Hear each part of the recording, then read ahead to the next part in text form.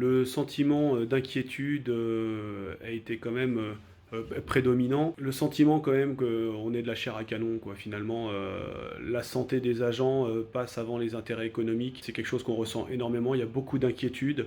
Bah voilà, ce qui en ressort, c'est quand même un sentiment que finalement, nous, chauffeurs de bus, on peut nous sacrifier au nom de l'économie du pays, quoi. Donc ça, c'est pas entendable. Au même titre que n'importe quel travailleur, nous ne sommes pas une variable d'ajustement. Nous sommes des êtres humains et donc voilà, les collègues sont très inquiets de la considération qu'ils peuvent avoir au vu de l'enjeu sanitaire qui se présente à nous.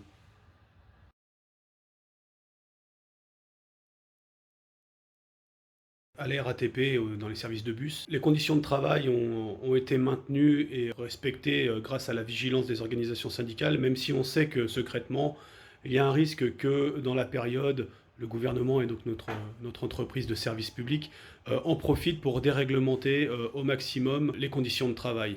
Et plus que ça, en fait, c'est plus une réorganisation du travail que l'on a vécu, avec quand même des inquiétudes sur la gestion du personnel quant à la mise en sécurité et le respect de sa santé, puisque ça a été quand même très compliqué d'obtenir des choses toutes simples comme des masques, du gel hydroalcoolique et des mesures d'éloignement du machiniste du reste des usagers.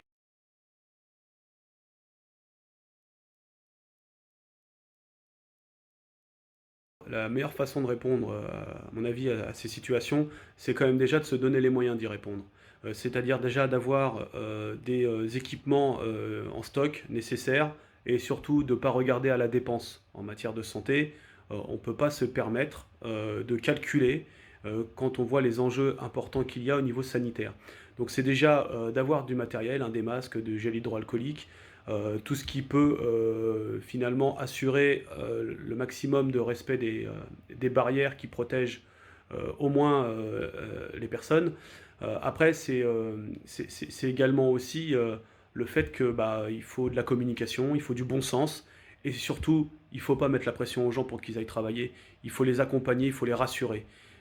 Et là-dessus, on ne peut pas dire que ce soit vraiment très réussi jusqu'ici.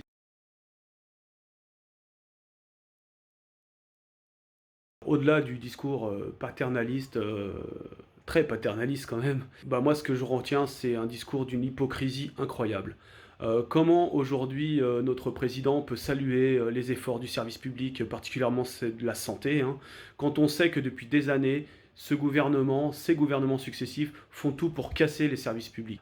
J'attends moi des organisations syndicales et des politiques. Dans notre entreprise, il y a un vrai enjeu aujourd'hui, c'est la privatisation, la mise au rebut de l'idée que le transport soit un service public qui soit géré par la puissance publique.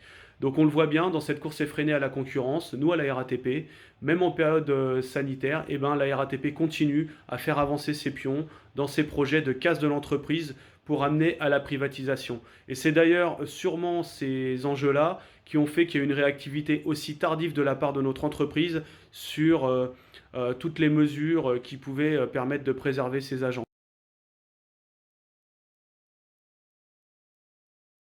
Ce qui m'a particulièrement choqué dans la période, mais à la limite, j'ai envie de dire, je ne suis pas surpris, c'est la place que l'on accorde aux intérêts économiques et notamment au gros patronat, au détriment finalement de l'intérêt des citoyens et des plus précaires, et aussi de ceux qui finalement fournissent la richesse, créent la richesse, c'est-à-dire le petit prolétaire.